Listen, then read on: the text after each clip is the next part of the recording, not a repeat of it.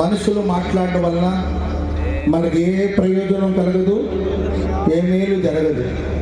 కానీ దేవుడు ఒక్క మాట మాత్రం సెలవిస్తే చాలు మన జీవితంలో అద్భుతాలు జరుగుతుంది, మన బ్రతుకు మార్చబడుతుంది, మన జీవితం రూపాంతరం చెందుతుంది. కనుక దేవుడు మాట్లాడాలి, దేవుడు మాట్లాడాలి. పక్కన ఉన్నవాడిని చూసి చెప్పండి, ఈ గుడారాల పండుగల దేవుడు మనతో మాట్లాడబోతున్నాడు అని చెప్పండి. గుడారాల పండుగల దేవుడు మనతో మాట్లాడబోతున్నాడు. ఈ గుడారాల పండుగల దేవుని స్వరం వినబడబోతుంది, పరిశుద్ధాత్ముని స్వరం వినబడబోతుంది.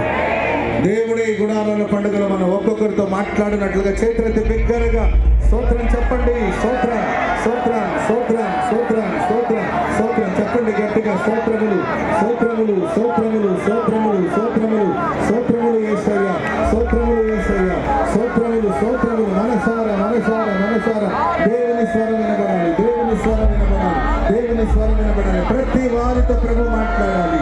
హెచ్చరించే మాటలు, సరిచేసే మాటలు, బాగు చేసే మాటలు, స్వస్థపరిచే మాటలు, ఆదరించే మాటలు. దేవుడు ఒక్కొక్కరితో మాట్లాడాలి. ప్రతి ప్రశ్నకు దేవుడు ఉత్తరం ఇవ్వాలి. ప్రతి వారితో ప్రభు మాట్లాడాలి. మాట్లాడితే చాలు యేసయ్యా, నీ మాట కావాలి.